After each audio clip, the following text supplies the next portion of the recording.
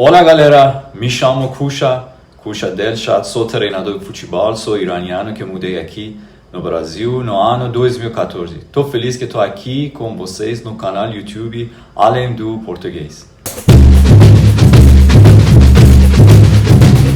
Minha cidade no Irã, onde eu nasci, é Teherã.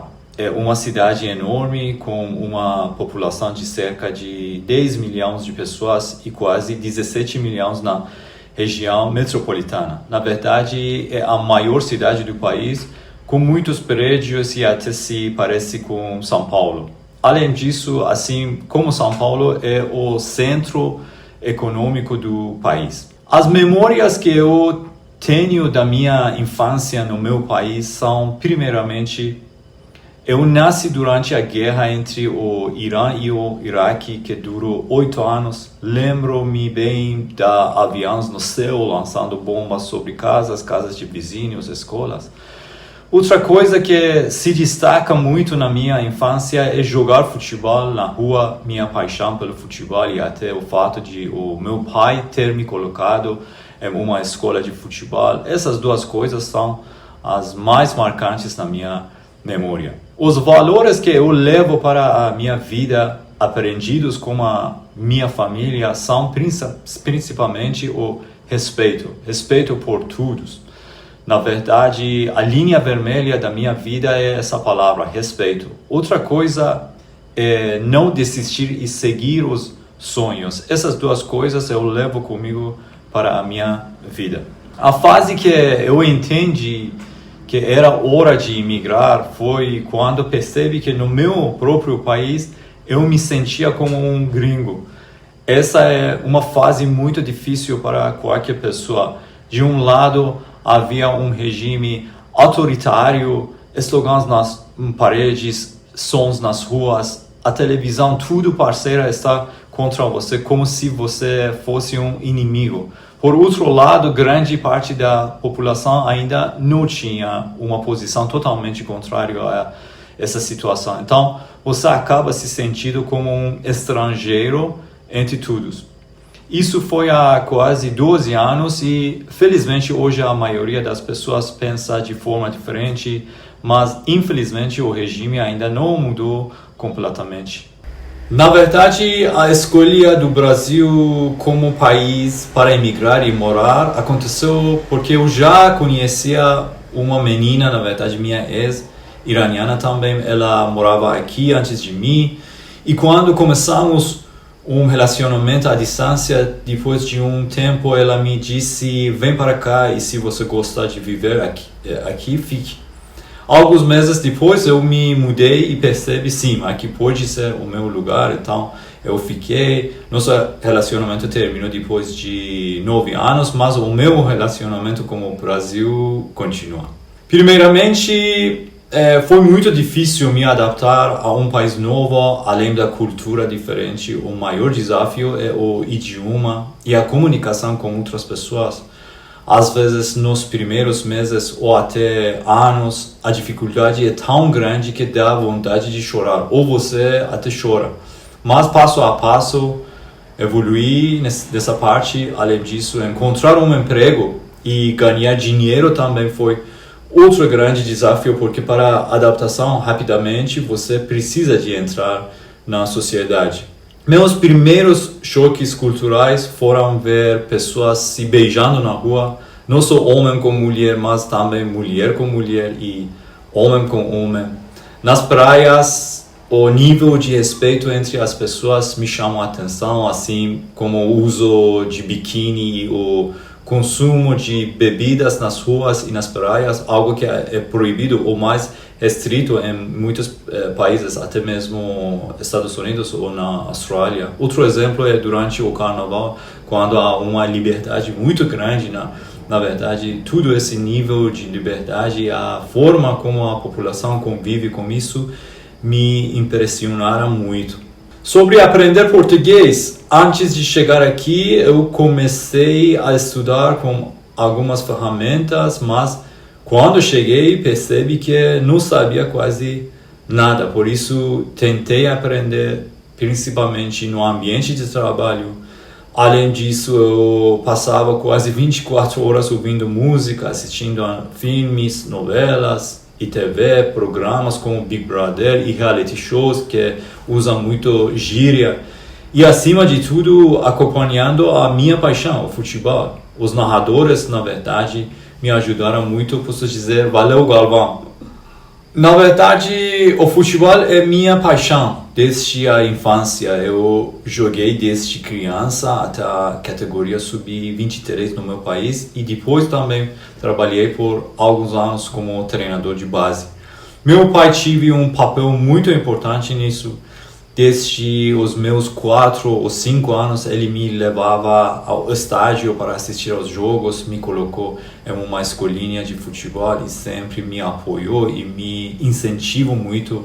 Lembro que, além da paixão por jogar, eu também sonhava em ser treinador. Com uns 10 ou 11 anos, eu colocava uma cadeira em frente à TV para dirigir os jogadores e organizar os movimentos e desloquei como um técnico e eu jogava até dentro de casa com meião ou até com frutas de plástico porque minha mãe não deixava usar bola de verdade para não quebrar os móveis, mas eu sempre dava um jeito de jogar.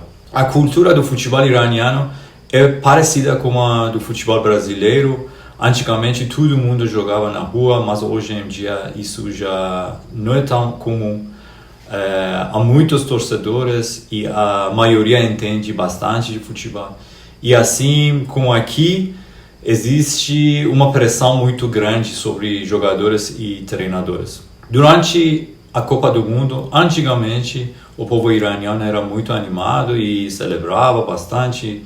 Mas hoje, como eu disse, as pessoas, infelizmente, enfrentam muitos problemas e acreditam que grande parte desses problemas vem de um regime autoritário.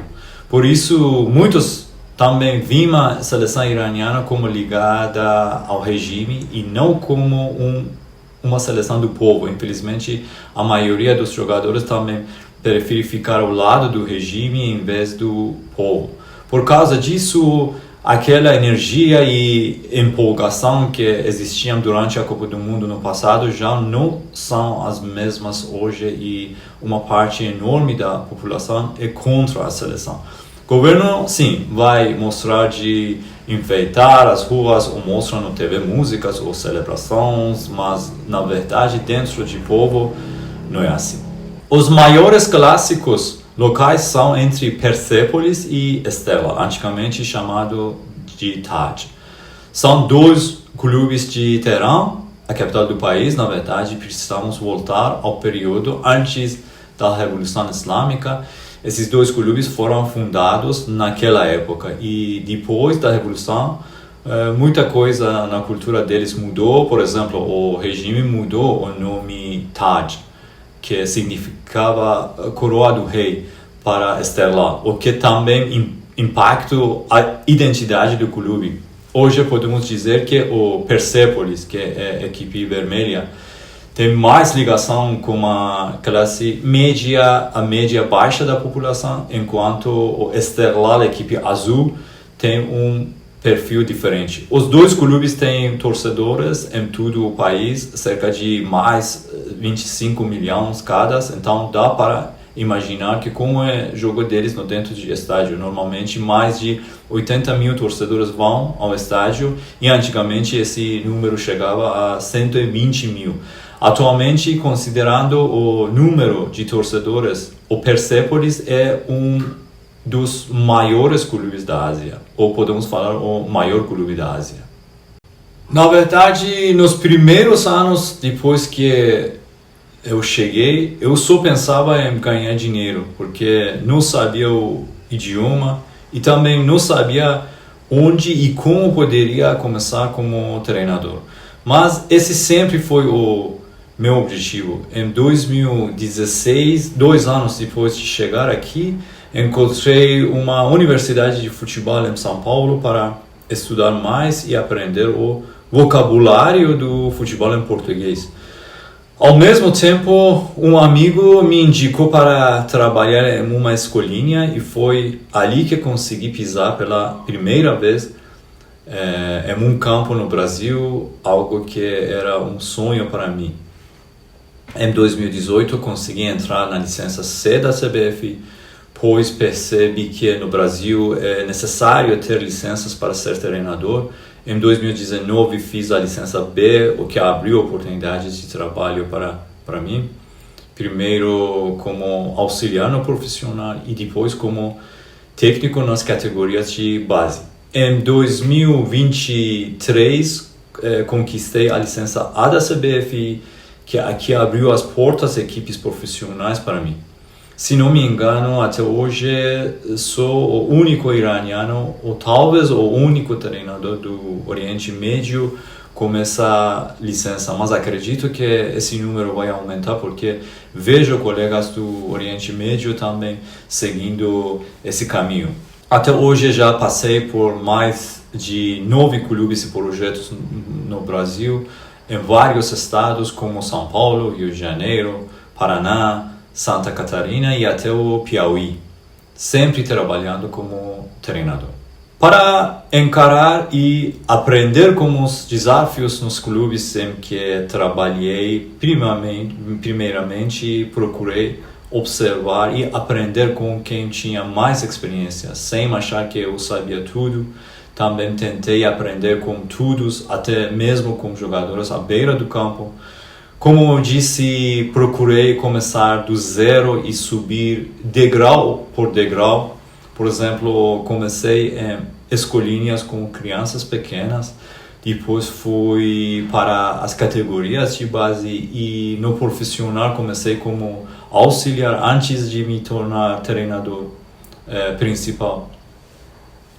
Então, estou feliz com esse caminho porque acredito que começar do zero e evoluir passo a passo é muito importante.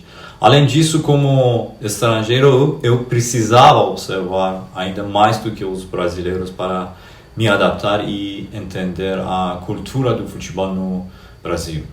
O ambiente de trabalho nas divisões inferiores nacionais é muito difícil. Além das dificuldades financeiras, problemas com campos de treino, alojamento dos jogadores, logística e nível dos atletas. Além disso, às vezes a pressão da diretoria e dos torcedores por resultados é enorme.